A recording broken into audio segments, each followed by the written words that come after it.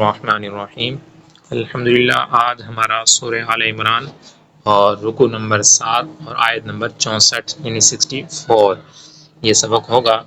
تو آئیے آغاز کرتے ہیں انشاءاللہ نور قرآن سے اپنے سینوں کو منور کرنے کے لیے اللہ پاک ہم سب کو نور قرآن سے مستفیض ہونے کی توفیق عطا فرمائے اور کثرت سے تلاوت قرآن پاک کرنے کی توفیق عطا فرمائے۔ اعوذ باللہ من الشیطان الرجیم بسم اللہ الرحمن الرحیم قل یا اہل الكتاب تعالوا الى کلمة سواء بیننا وبینکم ألا نعبد إلا الله ولا نشرك به شيئا ولا يتخذ بعضنا بعضا أربابا من دون الله۔ تو سامعین محترم الی کلمۃ یہاں پر تنوین کے بعد حرف اخفا میں سے سین آ رہا ہے، لہٰذا یہاں پر غنہ ہوگا۔ سوائم یہاں پر تنوین کے بعد حروف حرف با آ رہا ہے، تو نون ساکن و تنوین کا جو چوتھا قاعدہ ہے یعنی اخلاق کا تو وہ لگ رہا ہے، اس وجہ سے یہاں بھی غنہ ہوگا۔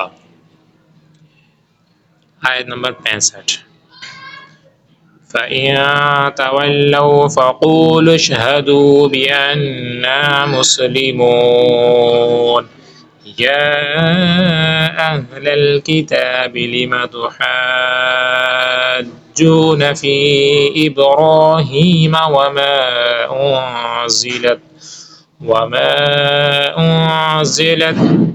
وما أنزلت التوراة والإنجيل إلا من بعده۔ والإنجيل یہاں پر اخفاء کا قاعدہ ہے، إلا من بعد یہاں پر نون ساکن کے بعد حرف بار ہے، لہذا یہاں پر اقلاب کا قاعدہ ہوگا، غنہ ہوگا۔ أفلا تعقلون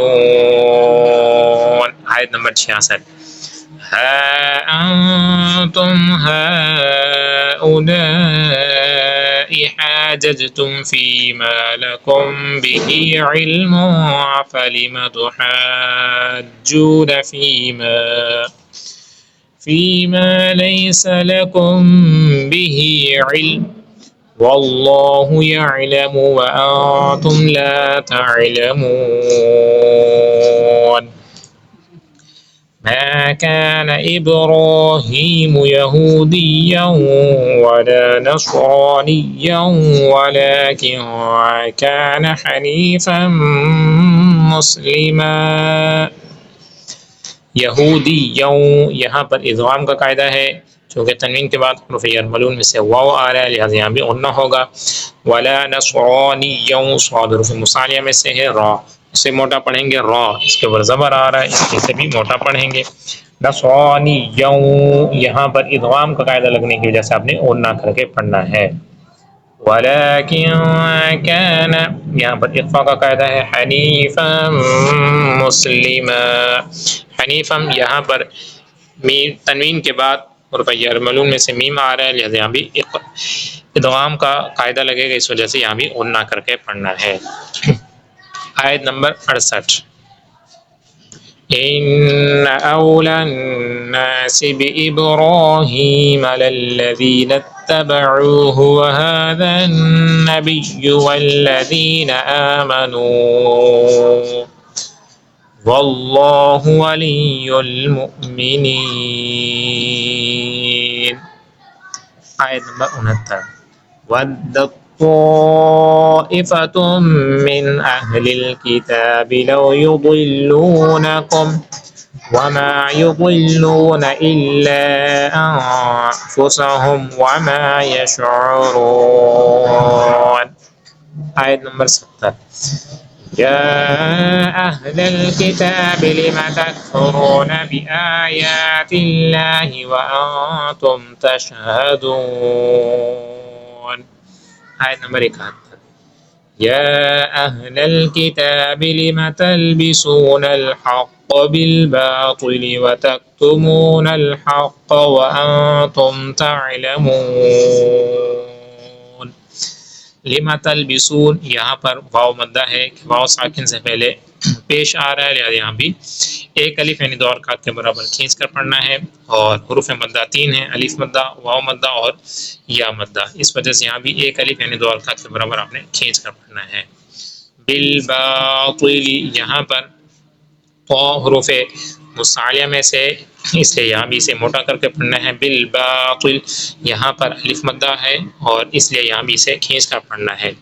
وَتَكْتُمُونَ الْحَقَّ تَكْتُمُونَ یہاں بھی واو مدہ کا قاعدہ ہے کہ واو ساکن سے پہلے پیش آ رہا ہے، اس لیے یہاں بھی غنہ کر کے پڑھیں گے۔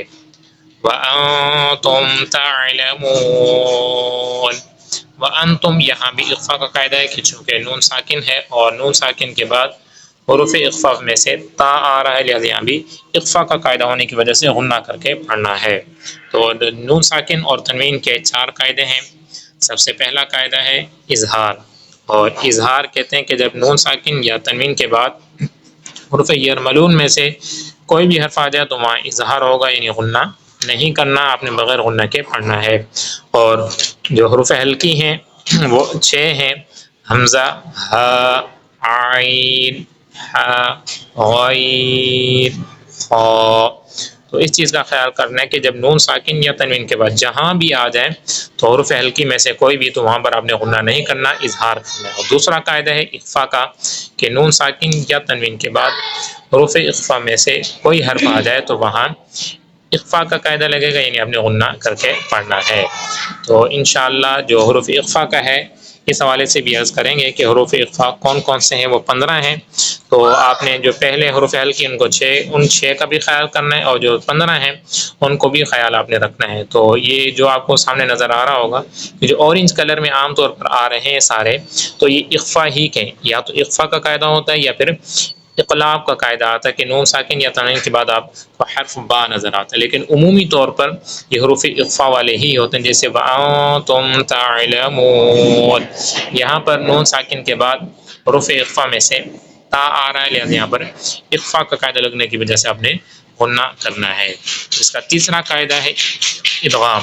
ادغام یہ کہلاتا ہے کہ نون ساکن یا تنوین کے بعد حروف یرملون میں سے کوئی حرف آ جائے تو وہاں ادغام کا قاعدہ ہوتا ہے، یعنی غنہ کر کے پڑھنا ہوتا ہے۔ حروف یرملون 6 ہیں، یا، را، میم، لام، واو، نون۔ تو جہاں بھی ان 6 میں سے کوئی حرف آئے گا تو وہاں آپ نے ادغام کا قاعدہ ہونے کی وجہ سے غنہ کر کے پڑھنا ہے۔ لیکن ان 6 میں سے یاد رکھیں کہ جو 4 ہیں ان میں تو غنہ ہوگا، لیکن را اور لام، اگر یہ نون ساکن یا تنوین کے بعد یعنی را اور لام آ جائے تو آپ نے غنہ نہیں کرنا، وہاں پر بغیر غنہ کے پڑھنا ہے۔ چوتھا قاعدہ ہے اقلاب کا کہ نون ساکن یا تنوین کے بعد حرف با آ جائے تو وہاں پر اقلاب کا قاعدہ ہوگا، وہاں بھی غنہ کر کے پڑھنا ہے۔ تو یہ 4 قاعدے ہیں، اظہار، اخفاء، ادغام اور اقلاب۔ اور پھر میم ساکن کے 3 قاعدے ہیں، اظہار شفوی، ادغام شفوی اور اقلاب، ادغام شفوی، اخفاء شفوی اور اظہار شفوی۔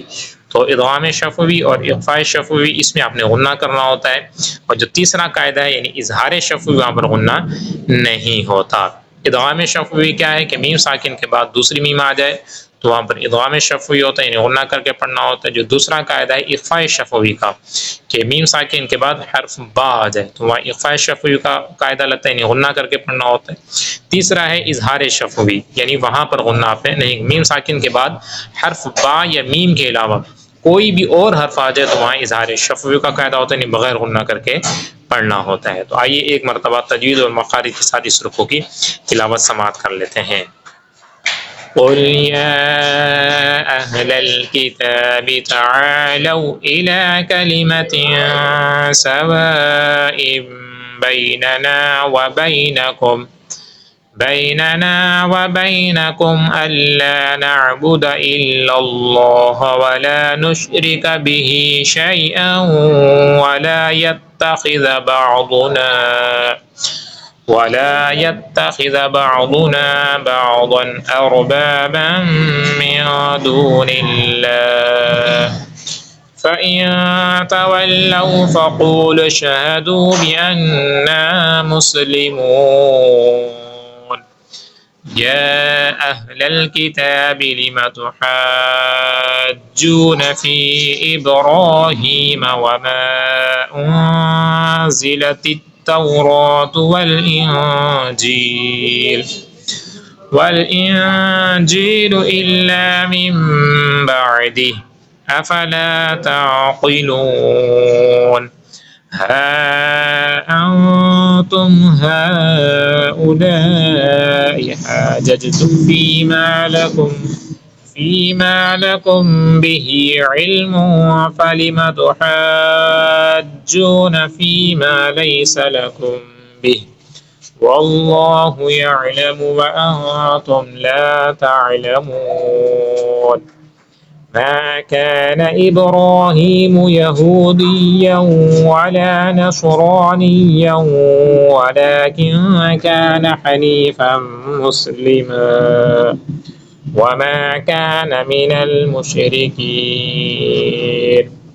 إن أولى الناس بإبراهيم للذين اتبعوه وهذا النبي والذين آمنوا والله ولي المؤمنين ودت طائفة من أهل الكتاب لو يضلونكم وما يضلون إلا أنفسهم وما يشعرون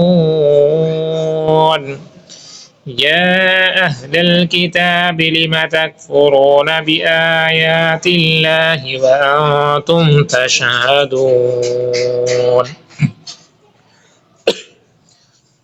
يا أهل الكتاب لم تلبسون الحق بالباطل وتكتمون الحق وأنتم تعلمون صدق الله العظيم.